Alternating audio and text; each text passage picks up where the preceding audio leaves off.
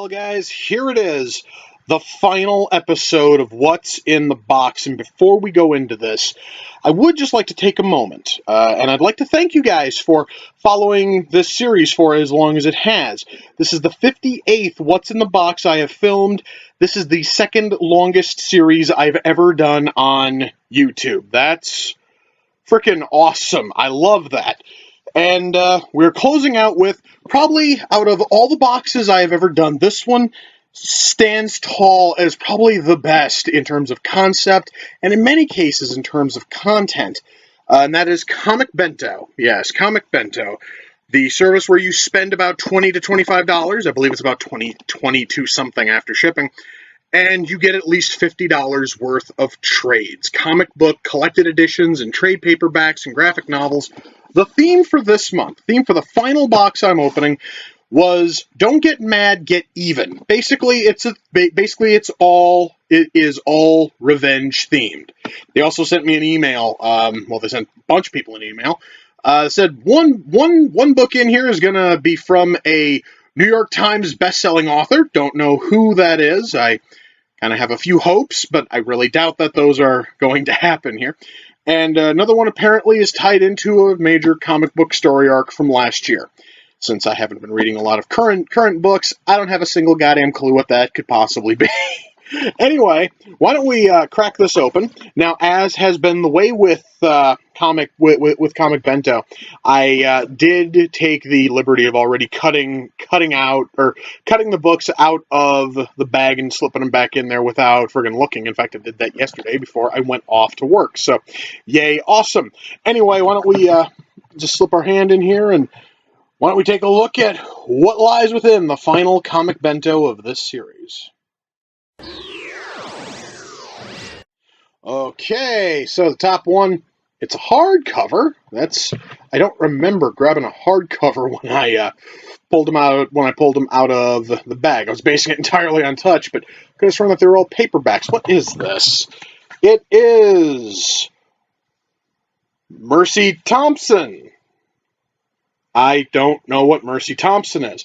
Number one New York Times bestselling author Patricia Briggs. Well, I guess right here is the New York Times bestselling author, and what do you know? It's an author I've never heard of. Okay, so what is this? The supernatural romance series Mercy Thompson continues in this all-new original story by New York Times bestselling author Patricia Briggs, exclusively created for the comic book medium and Dynamite. Well, I'm not one for supernatural romance novels. I'm not sure if I'm ever going to read this. I guess I might as well take a look at the art, because I am at least curious there. Dynamite's usually pretty good with art. Wow, the art's a little bit lacking for Dynamite's standards. I'm sorry, guys, just a lot of this looks just kind of sort of bland and kind of plain and samey. Perhaps maybe that is just me. Who knows? Perhaps maybe someday I'll be really bored and I will get around to reading this. Or I'll take it down to my local comic shop and see how much of the $24.99 price tag I can get in credit that I can put towards something I might actually be interested in reading. All right, well, first one felt a little bit iffy. Then again, that is just because it's a genre I'm not all that interested in. Why don't we see what the second book is here, huh? Is that one book or two? Okay, that was two. I just thought that one felt, kind of thick. All right, let's see what we got here. It's Death Force, The Fires of Vengeance. Wow, that title sounds just incredibly cheesy. I am talking cheesy on a level I'm actually kind of curious. What is this? Rick Murphy is a regular guy who's starting a new family and new career as a Philadelphia police officer. But when the rookie cop stumbles into the wrong case, it triggers an horrific tragedy, and his life comes crumbling down around him. Devastated and broken, Rick is given the chance to seek vengeance on those who have destroyed his life. Now with a dark and mysterious power at his fingertips, Rick can see the vengeance he thirsts for. But will the darkness ultimately be too much for him to control? And if this is Rick on the cover, apparently this new power turns him into the fucking Terminator. Well, or something kind of masquerading as like a metal-skulled Terminator. That sounds like it might be kind of cool. How does the art look? Well, the art looks all right. Yeah, and yeah, totally. That helmet's totally just a metal skull. That looks really fucking cool. Okay, this thing I might actually give a friggin' read. This actually looks like it might be pretty good. One issue I see, and this is sort of a problem with a whole lot of trades, is the story ends there. All of this you see in the back is all just covers and concept art and shit, which kind of sucks. Oh wait, there also looks to be like a preview here. Let me guess. This is a preview for Volume 2, right? Yeah, it is. It's a preview for Volume 2. What do you know? So yeah, this might actually be kind of sort of decent. I certainly have hopes. The title all by itself is just so damn cheesy. I almost have to give this thing a fucking read, man.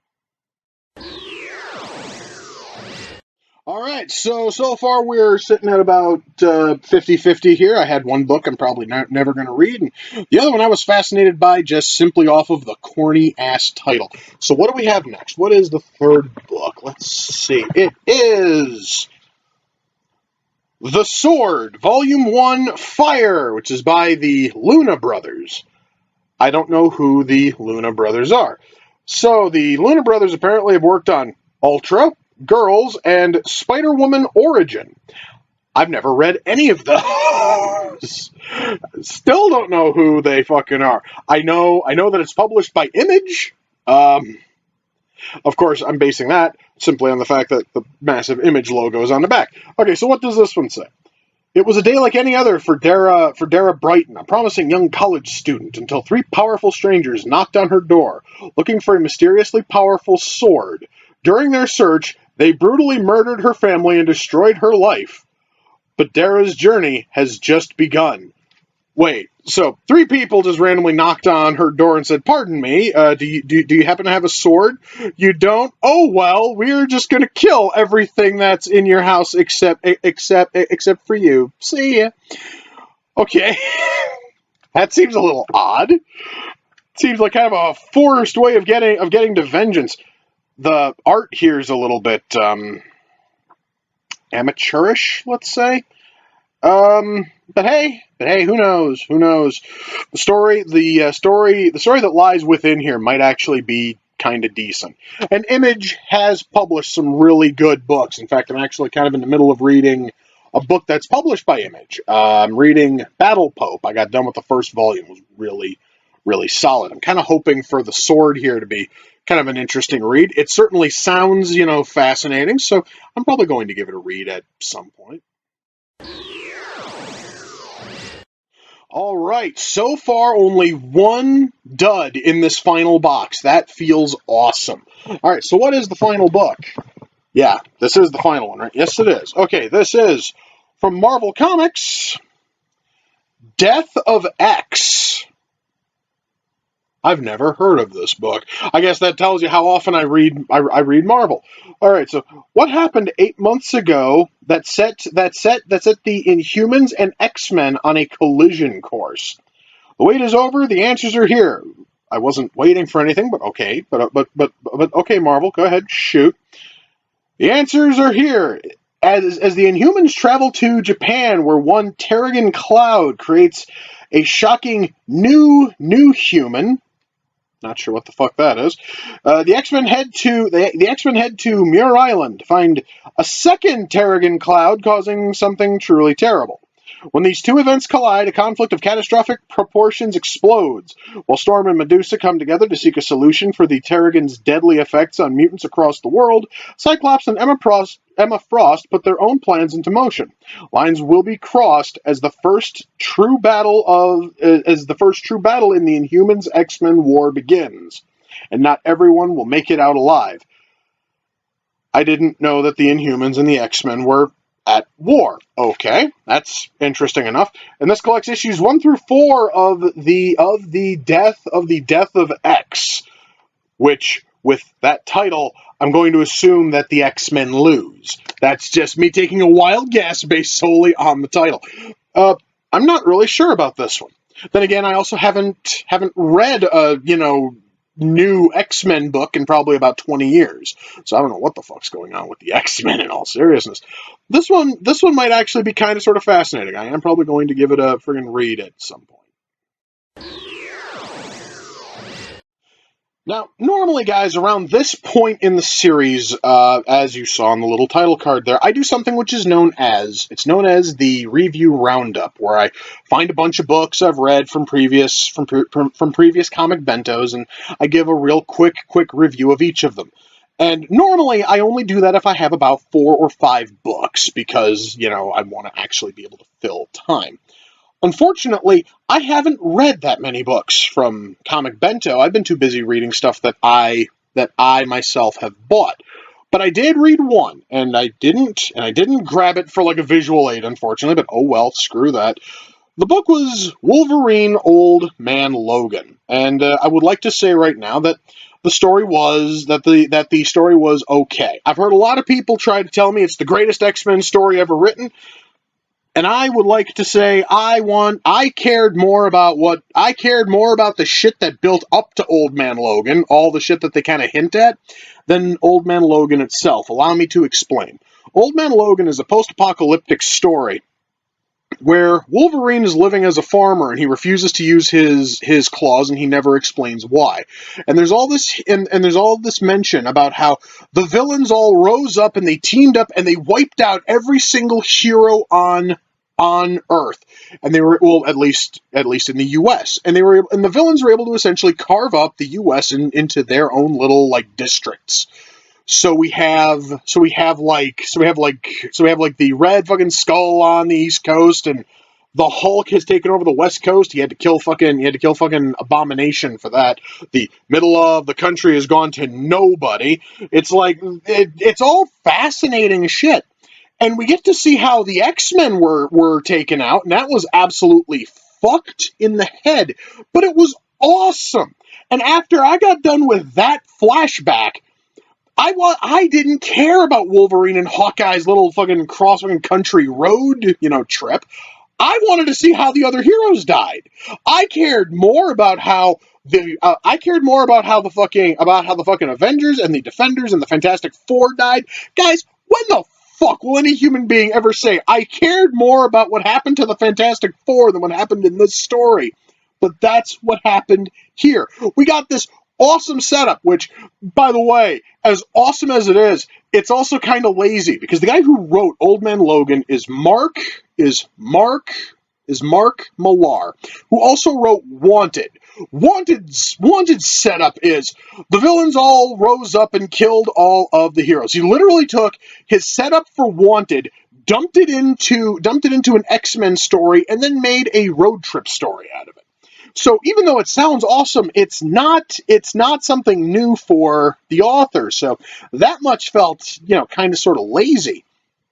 But still, we also never got to see in Wanted exactly how, at least I don't remember reading anything in Wanted about how the villains rose up and took over the world and have brainwashed the heroes into not knowing that they are heroes. In Marvel's version, they honestly just rose up, said fuck it, and killed everybody, which sounds great. I want to read that. That sounds 10 times more interesting than Wolverine and Hawkeye on a road trip in the spider car from the 70s, with mountains and mountains of older, like, comic book references in there. It honestly was a good book, and it would probably have been better if they didn't keep hinting at and then actually outright show us part of what happened before the story before the story proper takes place. If they didn't have that flashback showing how the X-Men were killed, I probably wouldn't be caring so much about how all the other heroes died. I would love to see how all of that happened instead of what was in that book. Now, mind you, I'm going to say this again. The actual story itself is fine, but it's not the story I want to read now because of all the hinting. That's just me. So, that, guys, is the only book I've read from Comic Bento in the last couple of months. And I'm going to have my final thoughts in just a second. Yeah, guys, I kind of felt like using that title card one final time. Anyway, so my final thoughts. First of all, why don't we cover what was in this month's box? Let me grab these all again. So we have the Mercy Thompson book. I'm probably never going to read this. Dynamite normally publishes some awesome stuff, but I'm not a fan of supernatural romance. I find that to be a really lame genre in and of itself. It's probably not going to be made better by being in comic book form. So this one right here is absolutely a dud. But everything else here, I am at least partially interested in reading. And I will say, as a side note, I'm very happy that the last box I got from Comic Bento has no Valiant comics in it anywhere, which is great because that was one of my biggest complaints about this box is they kept ramrodding shitbag books from a shitbag publisher in every single month. Instead, now we get a Marvel book every month. At least that's a little bit better. Anyway, so was this box worth it? I think so. I think 3 out of the 4, at least seeming decent, is great. But now we come to the big reason, outside of me trying to save a couple of bucks. Why exactly did I cancel Comic Bento? And the reason, as I've kind of stated a few times here, I'm just not reading the books that are coming in. For instance, guys, I'm looking over here, and there's about a dozen books that I myself have bought recently. I bought Battle Pope, bought all 4 volumes of Battle Pope, incredibly cheap. Bought the first 3 volumes of the brand new Zim comic from Oni Press. I'm loving what I'm reading there. I bought Green Arrow. I bought Kevin Smith's run of Green Arrow. It's a big 15-issue trade. I bought Time fucking Lincoln, which is a goofy-ass story. I actually read the first issue like years and years ago, and I got the trade incredibly cheap. I've got a Batman trade I've wanted to read for years, which is the Long Halloween, and I've got Wacky Raceland. Essentially, basically what happens if you take Wacky Races and Mad Max and just slam them together. Sounds awesome. I care more about reading those than I do reading anything else. I've gotten from Comic Bento. I keep on looking at the pile over here, and a lot of these sound like they might be fun. Okay, like there was the Iron Man reboot I got. I'm probably going to read that at some point. Turok, I'm probably still going to give that fucking Turok book a read. There was a freaking like Avengers Ultron book I'm probably going to give a read at some point. There was a Dracula adaptation published by Dynamite. I got months ago. I'm probably going to look at. There's a ton of books I've gotten. I'm probably going to read. The problem is that behind all of those is a ton of garbage I'm either never going to read or I'm sorry I ever read. For instance, guys, let me just put it to you right now. I loved getting Sam and Fuzzy Volume 1. That actually led to me buying every other volume of that book.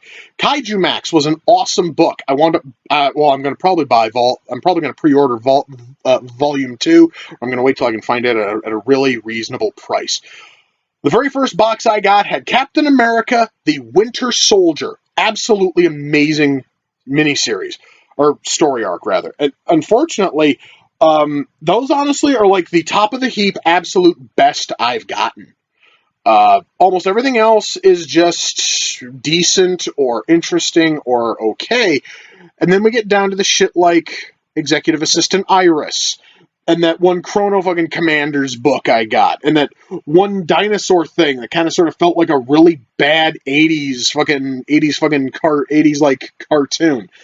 Really poorly written one there, too. Or that one from, I think it was, I'm almost certain that it was from Image. It was a bunch of like short fucking stories based on some shitbag band I've never heard of, or there was that one that was written by some jackass from Rage Against the fucking Machine.